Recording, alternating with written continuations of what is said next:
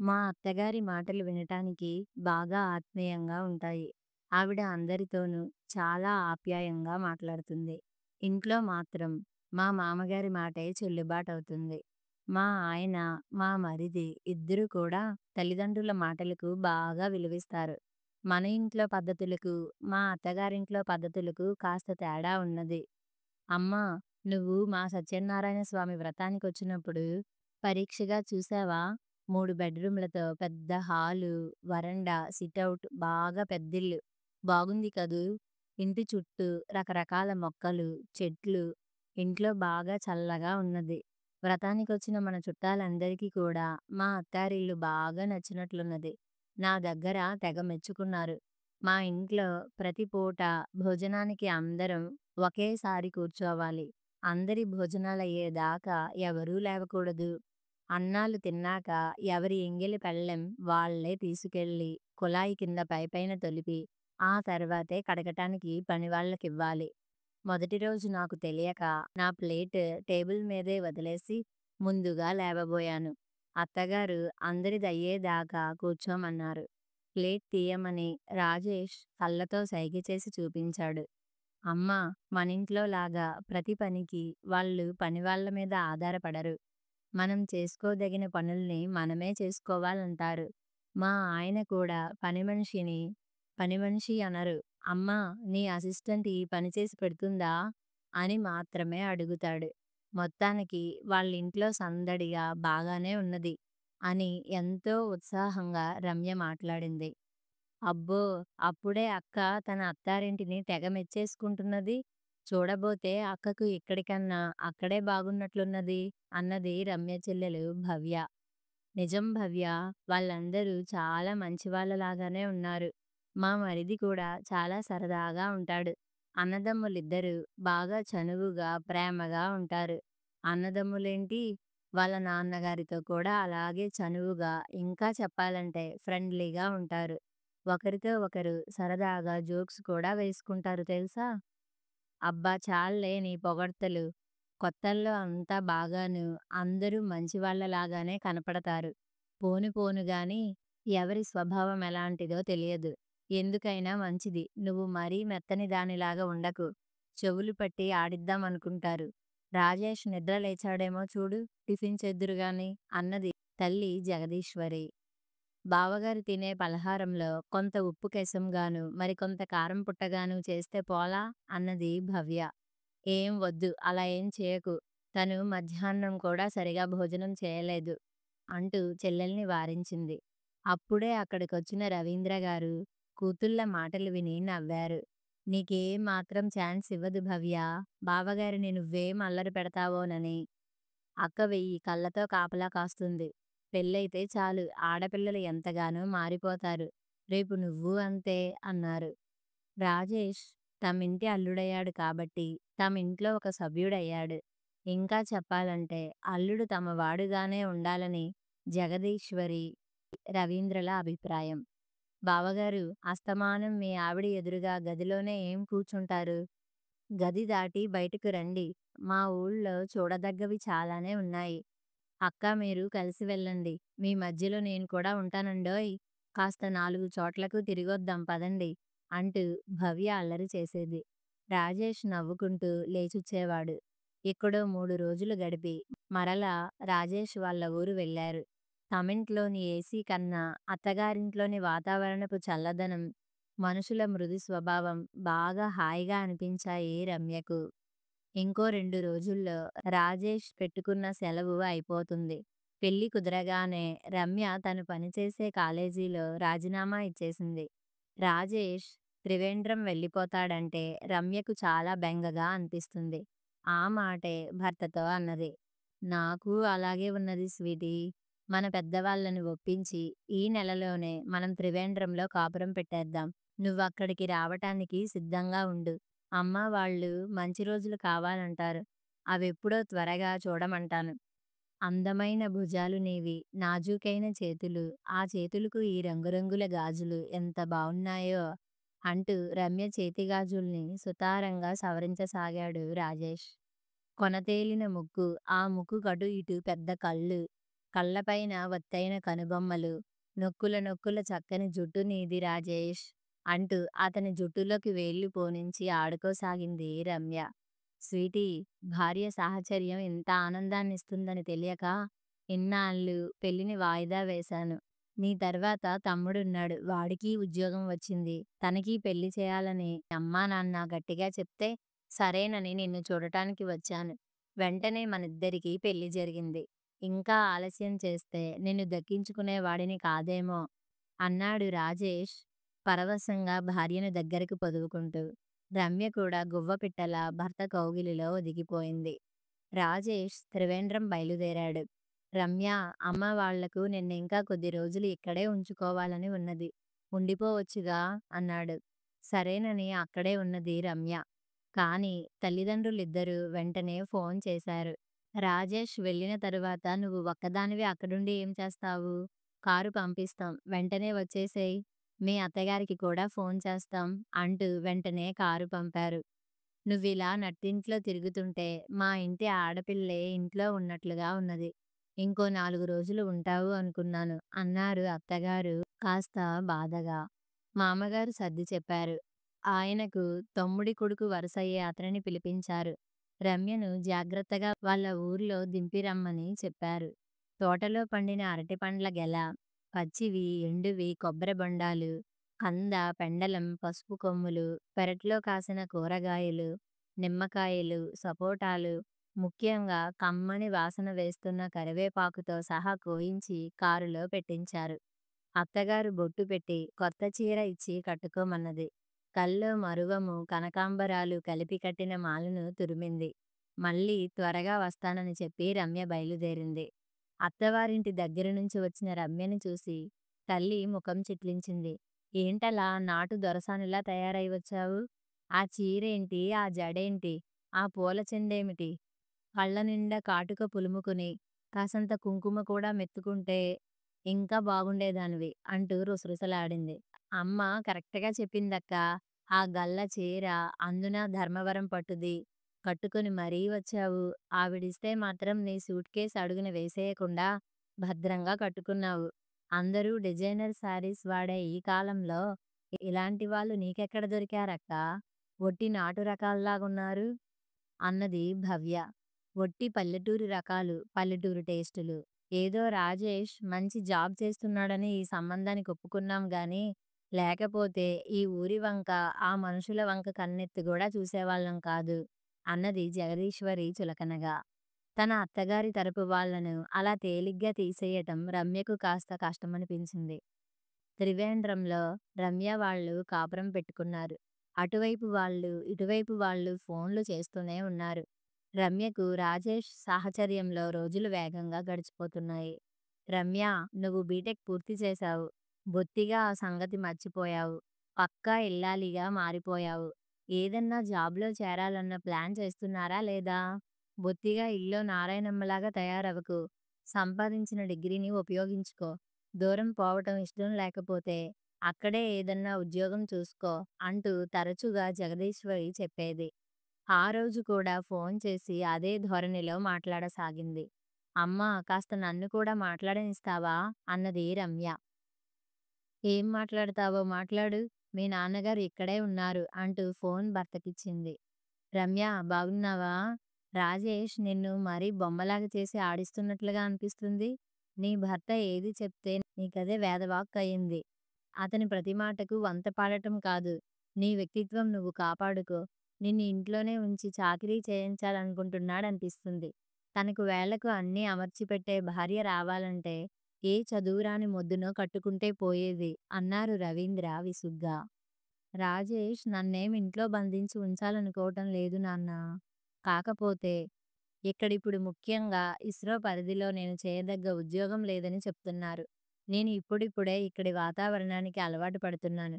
కొద్ది రోజులు పోయిన తర్వాత మరేదైనా ఉద్యోగ ప్రయత్నం తప్పకుండా చేస్తాను. ఉంటాను నాన్నా అంటూ ఫోన్ పెట్టేసింది రమ్య. అప్పుడప్పుడు ఫోన్ చేసి జగదీశ్వరి తన ధోరణిలోనే చెప్తూ ఉండేది. ఫోన్ చేసినప్పుడు కూడా ప్రేమను కురిపిస్తూ మాట్లాడి ఉంటావు.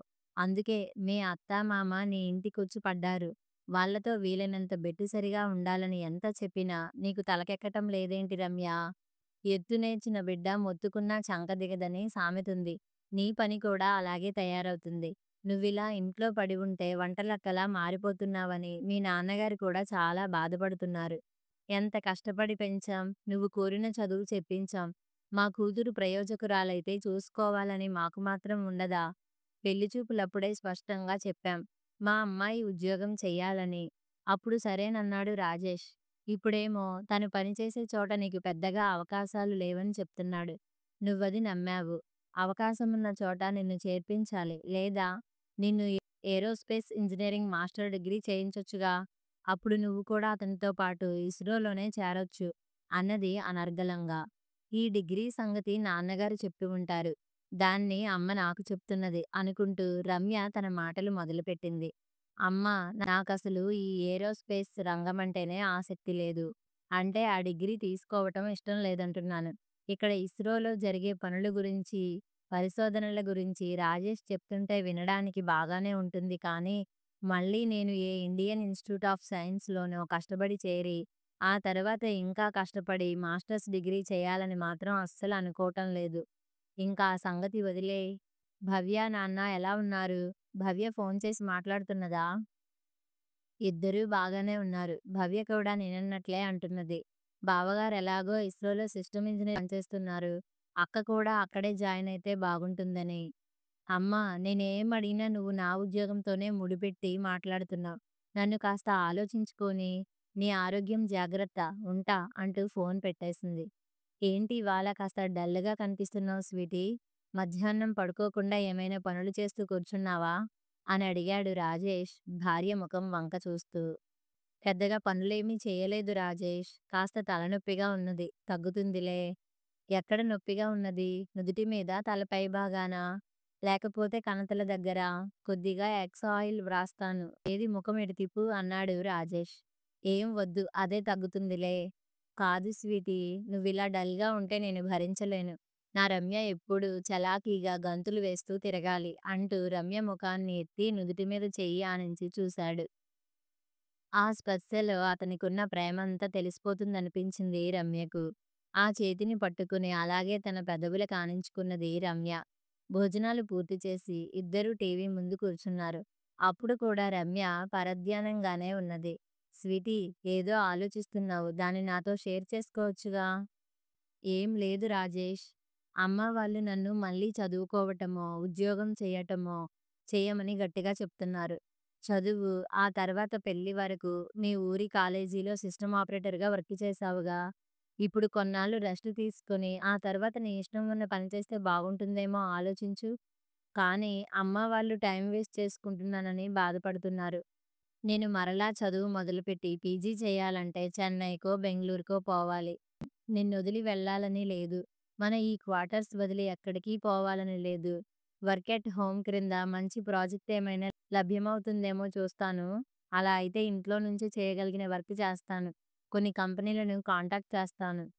నువ్వేం చేసినా నాకిష్టమే రమ్య. నీకెందులో ఇంట్రెస్ట్ ఉంటే అదే చూసుకో. కొన్ని కంపెనీలను కాంటాక్ట్ చేసింది కానీ, వాళ్ళిచ్చిన వర్క్ రమ్యకంత ఇష్టంగా లేక చేయలేదు. మరేదైనా ప్రయత్నం చేయాలనుకున్నది. ఇంతలో సంక్రాంతి పండగ దగ్గరికొచ్చింది. పెళ్లి తర్వాత వచ్చిన మొదటి సంక్రాంతి. తప్పకుండా ఇంటికి రమ్మని రమ్య వాళ్లకు అటు అత్తమామలు, ఇటు తల్లిదండ్రులు ఫోన్లు చేసి చెప్పారు. ఇంటికెళ్ళి మన పేరెంట్స్‌ని చూసి వద్దాం స్వీటీ. నేను సెలవు పెడతాను. నీకు గూడా పుట్టింటి మీద బాగా బెంగగా ఉండి ఉంటుంది. మీ టౌన్‌లో కన్నా పండగలు మా పల్లెటూళ్ళలోనే బాగా చేసుకుంటారు. ముఖ్యంగా సంక్రాంతి లాంటివి. దాదాపు ప్రతి వీధిలోనూ, కుదిరితే ప్రతి ఇంటి ముందు వెలిగే భోగి మంటలు, తోటల్లో వేసుకునే కోడి పందేలు, పావురాలు పందేలు ఎప్పుడూ సరదాగా ఉంటాయి. పచ్చని కల్లాపి చల్లిన నేల మీద తెల్లని ముగ్గులు వీధినంతటినీ ఏకం చేసేటట్లుగా వేస్తారు. ఆ ముగ్గుల్ని తొక్కకుండా, ముగ్గుల్లో ఉన్న గొబ్బెమ్మల్ని కాళ్ళతో తన్నకుండా జాగ్రత్తగా నడిచేవాళ్ళం. పండగ 3 రోజులు మా అమ్మకు ఊపిరాడదు. బంతిపూల దండలు, మామిడాకులు వాకిళ్లకు కడుతూ, ముగ్గులు పెడుతూ, నువ్వులు వేసిన పిండితో నేతి అరిసెలు చేస్తూ, భోగిపళ్ళ పేరంటాలకు వెడుతూ, దొడ్లో పశువుల్ని కూడా పండగ ముస్తాబు చేస్తూ ఉండేది. పసుపు రాసిన పచ్చని అమ్మ కాళ్ళ వేళ్ళ మెట్టెల్ని, సన్నని కాలి పట్టీలను చూస్తూ అమ్మ దగ్గర కూర్చుని వేళ్లతో వాటిని సవరిస్తూ ఉండేవాడిని. నిద్రొస్తే ఒక్కోసారి అలాగే అమ్మ కాళ్ళ దగ్గరే అసలు కాళ్ళ మీదే తలపెట్టుకుని నిద్రపోయేవాడిని. సంక్రాంతి పండగ నాకు, తమ్ముడికి ఎప్పుడూ మధుర స్మృతే. నిరుడే వెళ్ళటానికి కుదరలేదు. ఈసారి తమ్ముడు కూడా వస్తానన్నాడు. మనము తప్పకుండా వెళ్దాం అన్నాడు రాజేష్ సంతోషంగా. అమ్మ వాళ్ళు గట్టిగా రమ్మని చెప్పారు రాజేష్. పోనీ మీ తమ్ముణ్ణి కూడా మా ఇంటికి రమ్మని చెప్దామా? తమ్ముడు, నేను ఇద్దరం ఇంట్లో లేకపోతే అమ్మానాన్నలకు పండగే వచ్చినట్లుండదు. ఊరన్నా, తల్లిదండ్రులన్నా రాజేష్‌కు తగని మమకారమని, అవకాశమున్నప్పుడల్లా అక్కడికెళ్ళాలని అతని మనసు బాగా కోరుకుంటుందని రమ్యకర్థమైంది. రాజేష్ వర్ణించిన పండగ వాతావరణమేమీ తమింట్లో ఉండదు. అసలే పండగైనా రొటీనే తమకు. ఈ ముగ్గులు, గొబ్బిళ్ళు ఇవన్నీ టీవీలోనో, పేపర్‌లోనో చూడటం అంతే. అవన్నీ పల్లెటూరి వాళ్ళ పద్ధతులు. ఈ అపార్ట్మెంట్స్‌లో ఎవరు చేస్తారనే ఒక అభిప్రాయంతో ఉన్నారు తమ కుటుంబమంతా. నిజమైన పండగ వాతావరణం చూడాలంటే తమ అత్తగారింటికి వెళ్తే కనపడుతుంది. దొరికే సంతోషాన్ని ఎందుకు కాదనుకోవటం అని ఆలోచించి, రాజేష్, అత్తయ్య వాళ్ళ దగ్గరికే పండక్కి వెళదాం. తర్వాత మా ఇంటికి వెళదాం అన్నది రమ్య. రాజేష్ చాలా సంతోషించాడు. ఇంటికి వెళ్ళిన తర్వాత అతని తల్లిదండ్రులు ఎంత సంతోషించారో మాటల్లో చెప్పలేం. మా కోడలు బంగారం, మా వాణ్ణి తన పుట్టింటికి లాక్కుకోకుండా ఇద్దరూ ఇటే వచ్చారు. చిన్నోడు వస్తే పండగ సంబరం రెట్టింపవుతుంది అని అత్తగారు మురిపెంగా పొరుగింటి వాళ్ళతో అంటున్నది. కొడుకుల్ని, కోడల్ని చూసుకోవటమే కాదు, ఈ ముసలి మొగుడు కూడా ఉన్నాడని కాస్త జ్ఞాపకం పెట్టుకో అని హాస్యమాడారు మామగారు. రాజేష్, అతని తమ్ముడు తిరిగిన చాలా చోట్లకు రమ్య కూడా తిరుగుతూ బాగా ఎంజాయ్ చేసింది. ఆ మర్నాడు రమ్య వాళ్ళింటికి బయలుదేరారు. అత్తగారు పట్టుచీర కొనుక్కోమని డబ్బిచ్చింది. రమ్య తమ ఇంట్లో అడుగు పెడుతూనే అమ్మా అన్నది. ఆమె వెనుక తండ్రి, ఆ వెనుక చెల్లి వచ్చారు. ఎవరి ముఖాలు ప్రసన్నంగా లేవు. ఏమక్కా, పెళ్ళవగానే మమ్మల్ని మర్చిపోయి బావగారితోటి వాళ్ళ ఊరు వెళ్ళిపోయావు? మేమెంత డిసప్పాయింట్ అయ్యామో తెలుసా? అంది నిష్ఠూరంగా భవ్య. ఇప్పుడొచ్చాంగా భవ్యా! ఇప్పుడు పండగని సెలబ్రేట్ చేసుకుందాంలే అన్నాడు రాజేష్. ఏంటి సెలబ్రేట్ చేసుకునేది? నిన్న ఈ రోజు అవుతుందా? వాళ్ళింటి ఆడపిల్లనైతే ఇలా కనుమపూట పంపిస్తారా? అసలు పెద్ద పండగ, మాకు తొలి పండగ. మా ఇంటికి రానీయకుండా మీ వాళ్ళు అక్కడికి పిలిపించుకోవడమేంటి? నోట్లో నాలుక లేని నా కూతుర్ని మీరంతా కలిసి ఆడుకుంటున్నారు అంది ఆవేశంగా తల్లి. అవును బాబూ! మీకలా వెళ్ళటం మీకు గొప్పే కావచ్చు. అల్లుడికి పండగ కానుకలివ్వకుండా తప్పించుకునేందుకే ఇలా పంపేశారని మీ ఊరి వాళ్ళు మమ్మల్ని చిన్నచూపు చూస్తారు అన్నారు రవీంద్ర. ఇలాంటి మాటలు ఎదుర్కోవాల్సి వస్తుందని అస్సలు ఊహించని రాజేష్ అవాక్కయ్యాడు. ఇంత తీవ్రంగా మాట్లాడతారని రమ్య ఊహించలేదు. వాకిట్లోనే నిలబెట్టి ఇన్ని మాటలన్నారని కోపంగా రాజేష్ చెయ్యి పట్టుకుని లోపలికి తీసుకెళ్ళింది. తన సిస్టమ్ ముందు కూర్చొని పరిశోధనా కేంద్రంలోని మొత్తం సిస్టమ్స్ ఎలా పనిచేస్తున్నాయో, ఎక్కడ ఏ లోపముందో తను అంచనా వేయగలుగుతాడు కానీ, అత్తామామల మనస్సులో ఏముందో తనకు పసిగట్టడం రాదని అనుకున్నాడు. తన దృష్టిలో ఇది చాలా చిన్న విషయం. ఏదో సరదాపడి రమ్య అక్కడికి వెళ్దామన్నది. అలాగే వెళ్ళాము. ఆనందంగా గడిపాము. ఇప్పుడిక్కడికి వస్తే పండగ సరదా అంతా ఎగిరిపోయింది అనుకున్నాడు రాజేష్. ఆ మధ్యాహ్నమే భోజనం చేసి రాజేష్ తమ ఊరు వెళ్ళిపోయాడు. తనంటే అంత ప్రేమగా ఉండే రమ్య కూడా వాళ్ళ అమ్మానాన్న మాటల్ని ఏమాత్రం ఖండించలేదు. ఇవాళ వాళ్ళు నోరు పారేసుకున్నారు. అది అలుసుగా తీసుకుని రమ్య కూడా అలాగే తయారవుతుందా? రమ్య సంగతి ఏమో కానీ ఆమె తల్లిదండ్రులు మాత్రం కూతురు మౌనంగా ఉండటం చూసి సందర్భం వచ్చినప్పుడల్లా రెచ్చిపోవటం ఖాయం అనుకున్నాడు రాజేష్. సెలవు అయిపోగానే రాజేష్ త్రివేంద్రం వెళ్ళిపోయాడు. అక్కడో 4 రోజులు, ఇక్కడో 4 రోజులు ఉండి రమ్య తరువాత త్రివేంద్రం వస్తానని ముందే చెప్పింది. కనీసం రాజేష్ ఊరికి వెళ్ళేటప్పుడు కానీ, వెళ్ళిన తర్వాత కానీ ఒక్క ఫోన్ చేయలేదు. అసలు వాళ్ళ ఊరు వెళ్ళగానే అమ్మానాన్నలతో, తమ్ముడితోనే లోకమైపోయింది. వెళితే వెళ్ళని, నాకేనా జరగంది? అనుకుని రమ్య ఫోన్ చేయలేదు. వారం గడిచింది. అమ్మా, ఒకసారి మా అత్తారింటికి వెళ్ళి వస్తాను అన్నది. రాజేష్ గానీ, వాళ్ళ అమ్మానాన్న గానీ ఎవరూ ఒక్క ఫోనన్నా చేయలేదు. అక్కడికెళ్ళి ఏం చేస్తావు? అత్తమామలకు పనిమనిషిలా సేవలు చేసి రావాలా? నువ్వెవరిని ఏం దేబిరించక్కర్లేదు ఊరుకో అన్నది అమ్మ జగదీశ్వరి. రమ్య, సబ్జెక్ట్ మర్చిపోతావు. ఏదో ఒక పని చేస్తూ ఉండాలి. ఇదిగో ఈమెయిల్ చూడు. ఈ కంపెనీ వాళ్ళు నీ సబ్జెక్ట్ వాళ్ళనే అప్లై చేయమని మెయిల్ పెట్టారు. అప్లై చెయ్యి అన్నారు నాన్న రవీంద్ర. అదెక్కడో హైదరాబాద్ కంపెనీ. ఇప్పుడొద్దులే. నేను త్రివేంద్రం వెళ్ళాక ఏదో ఒక వర్క్ చూసుకుంటాను నాన్నా. ఉద్యోగమంటూ వస్తే కొన్నాళ్ళున్నాక ట్రాన్స్‌ఫర్ చేయించుకోవచ్చు. 5 నెలల నుంచి నువ్విలా ఖాళీగా ఉంటే మాకేం నచ్చలేదు అంటూ రవీంద్రగారు బలవంత పెట్టారు. సరేనన్నది రమ్య. ఒకసారి కోడల్ని చూసొద్దాం. వీలైతే తమ వెంట తీసుకొద్దామని రాజేష్ అమ్మానాన్నలు రమ్య దగ్గరికొచ్చారు. మామూలు మర్యాదలైపోయాక రమ్యని తీసుకెళ్ళి 4 రోజులు ఉంచుకుంటామండి, పంపించండి అన్నారు. ఒక్కతి అక్కడుండి ఏం చేస్తుందండి? వాళ్ళ నాన్నగారు ఏదో జాబ్‌కి అప్లై చేయిస్తున్నారండి. రమ్యకు ఇప్పుడు ఇక్కడుండి జాబ్ చేసుకోవాల్సిన అవసరమేముందండి? మీ అబ్బాయి చదువుకొని ఖాళీగా ఇంట్లో కూర్చున్నాడా ఏంటి? మా అమ్మాయి ఏదో ఒకటి చేస్తుంది అన్నారు రవీంద్ర. పెళ్ళై కాపురం చేసుకునే పిల్లను ఇక్కడుంచి జాబ్ చేసుకోమని చెప్పడమేంటండి? అక్కడికెళ్ళిన తర్వాత వాళ్ళిద్దరూ ఆలోచించుకుని వాళ్ళకు వీలైనది చేస్తారులే బావగారు. వాళ్ళింతవరకు ఏ ఒక్క ప్రయత్నమూ చేయలేదు. తొలి పండక్కి కూడా మా ఇంటికి రానీయకుండా మీరే మీ ఇంటికి పిలిపించుకున్నారు. అంతా మీ ఇష్టంలాగా కనపడుతుంది అన్నారు నిష్ఠూరంగా ఇద్దరూ. మీరు చాలా ఎక్కువగా ఊహించుకుని మాట్లాడుతున్నారు వదినే గారు. రమ్యని మేం మా కూతురే అనుకుంటున్నాం. మీరు రాజేష్‌ను అలా కొడుగ్గా అనుకుంటున్నారో లేదో తెలియదు. రమ్య బంగారం లాంటి పిల్ల. ఎంతో సంతోషంగా పండక్కి వచ్చింది. ఆ పిల్లకు లేనిపోనివి చెప్పి కాపురం చెడగొట్టకండి అన్నది నెమ్మదిగా రమ్య అత్తగారు. ఆ మాటలకు జగదీశ్వరికి ఎక్కడలేని రోషం పొడుచుకుని వచ్చింది. మేం కూతురి కాపురం చెడగొట్టే వాళ్ళలాగా కనపడుతున్నామా? అలా చెడగొట్టే వాళ్ళమైతే అసలు పెళ్ళెందుకు చేస్తాం? వాళ్ళిద్దరూ చిలకా గోరింకలల్లే కాపురం చేసుకుంటుంటే వాళ్ళ మధ్య మనమెందుకని? ఈ 5 నెలల నుంచి మేము అటువైపుకు కూడా వెళ్ళలేదు. మీరే మొగుడు పెళ్ళాలు వెళ్లారు. అనంత పద్మనాభ స్వామిని, కేరళను చూటొచ్చారు. పోనీ వెళ్ళిన వాళ్ళు ఏ హోటల్లోనైనా దిగారా? ఇంట్లోనే దిగి నా కూతురి చేత నానా చాకిరీ చేయించుకున్నారు. అంతకు ముందంతా మీరక్కడికి వెళ్ళలేదు. నా కూతురు వెళ్ళగానే చాకిరీ చేసే మనిషి దొరికిందని వెళ్లి తిష్టవేశారు అన్నది ఆవేశంగా జగదీశ్వరి. తను ఇబ్బంది పడ్డానని రమ్య ఏమైనా తల్లిదండ్రులకు చెప్పిందా? అలాంటి పిల్లలాగా లేదు. అత్తయ్య మీకది కావాలా? మామయ్య మీకిది చేసి పెట్టనా? అంటూ ఎంతో ప్రేమగా చూసి పంపింది. వీళ్ళే తప్పుగా అర్థం చేసుకునే మనుషుల్లా ఉన్నారు. అందుకే ఆ రోజు రాజేష్ వెంటనే తిరిగొచ్చాడనుకున్నారు. ఇంక వీళ్ళతో ఏం మాట్లాడి ప్రయోజనం లేదని అనిపించింది. వెళ్ళొస్తామని రమ్యకు చెప్పి లేచారు. రమ్యకు మనసు మనసులో లేదు. తన జోక్యమేం లేకుండా వాళ్ళలో వాళ్ళే మాట్లాడేసుకున్నారు. తను కలగజేసుకుంటే కరవమంటే కప్పకు కోపం, విడవమంటే పాముకు కోపం అన్న సామెతగా ఇద్దరికీ కోపాలు వస్తాయేమోనని అనుకున్నది. ఎవరి తరపున మాట్లాడితే వాళ్ళు అవతలి వాళ్ళ దగ్గర తమను తేలిక చేసిందని భావించటమే జరుగుతుందని మెదలకుండా ఊరుకున్నది. ఇంత జరిగాక రాజేష్‌కు ఏ ముఖం పెట్టుకుని ఫోన్ చేయాలి అని ఇంకా భయపడింది. అసలు రాజేష్‌కు కూడా బాగా కోపం వచ్చి ఉంటుంది. అమ్మ వాళ్ళన్న మాటలన్నీ తనకి వాళ్ళమ్మ, నాన్న చెప్పే ఉంటారు.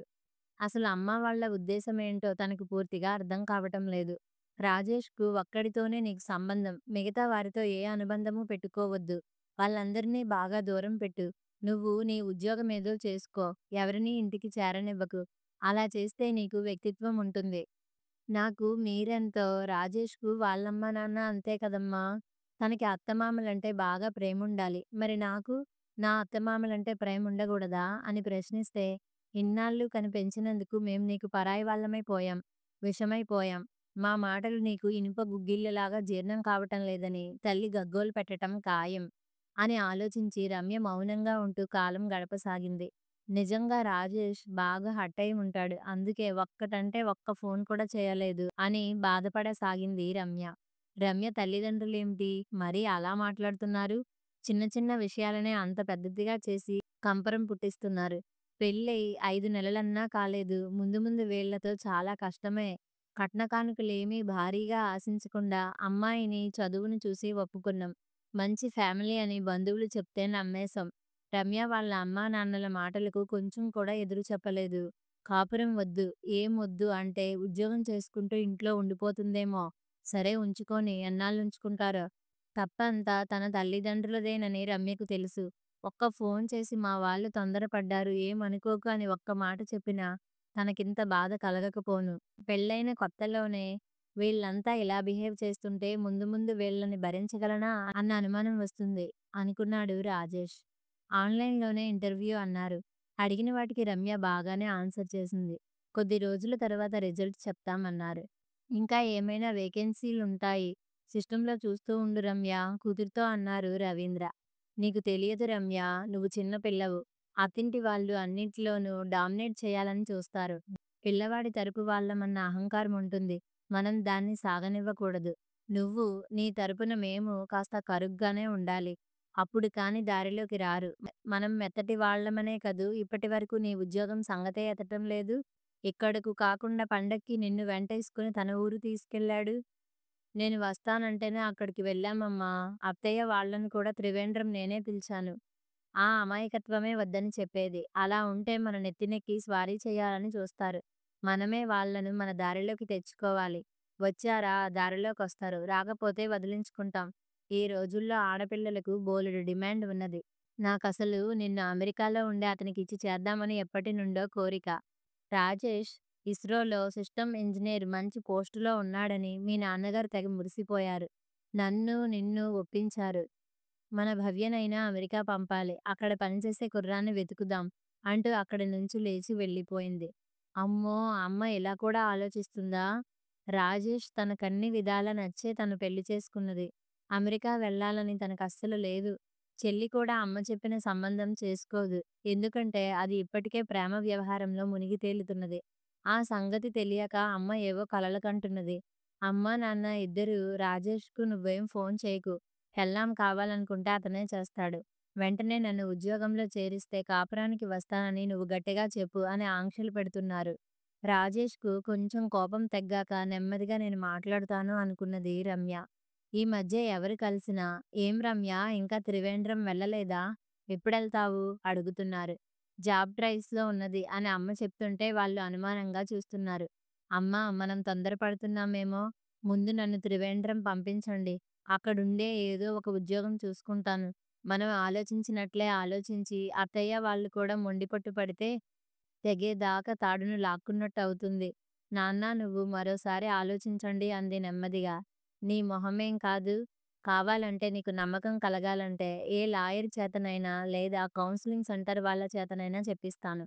వాళ్ళు కూడా నా మాట కరెక్టే అంటారు ధీమాగా అన్నది. అలాంటి వాళ్ళందరి దాకా మనింటి విషయం ఎందుకులే అమ్మా! మనమే ఏదో ఒకటి నిర్ణయించుకుందాం అంది రమ్య. ఒక్కసారి రాజేష్ మాట్లాడితే బాగుండునని అనిపిస్తున్నా రమ్యకు ఏదో బెరుగ్గా ఉన్నది. అమ్మా ఫోన్ రీఛార్జింగ్ చేయించుకొస్తా. ప్రొద్దున్న నాన్నగారికి చెప్పటం మర్చిపోయాను. అవసరంగా కొన్ని ఫోన్లు చేసుకోవాలి.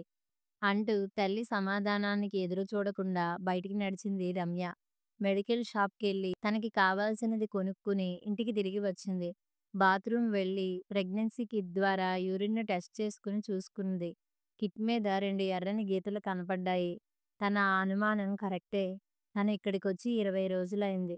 ఈ నెల తనకు పీరియడ్స్ రాలేదు. తనిప్పుడు కన్సీవ్ అయింది. సంతోషమేసింది. ఈ విషయం అమ్మకు చెప్తే సంతోషిస్తుందో లేక ఇప్పటినుంచే పెళ్ళా పీచు ఎందుకు అంటుందో తెలియదు. కూతురు తల్లి అవుతున్నదంటే సంతోషించని తల్లులుంటారా? ఏమో! అన్న ఆలోచనలో ఉండగానే కాలింగ్ బెల్ మోగింది. రమ్య వెళ్ళి తలుపు తీసింది. ఎదురుగా రాజేష్ మేనమామ, ఆయన భార్య నిలబడి ఉన్నారు. వాళ్ళు కూడా తన అత్తగారి ఊర్లోనే ఉంటారు. పని మీద ఈ ఊరొచ్చాం. నువ్విక్కడే ఉన్నావని తెలిసి చూడాలని వచ్చాం అన్నారు. అత్తవారి తరపున ఏదో రాయబారానికే వచ్చారని రమ్యకు అర్థమైంది. వీళ్ళేమైనా అడిగితే ఎలా నోరు మూయించాలా అని జగదీశ్వరి ఆలోచనలో పడింది.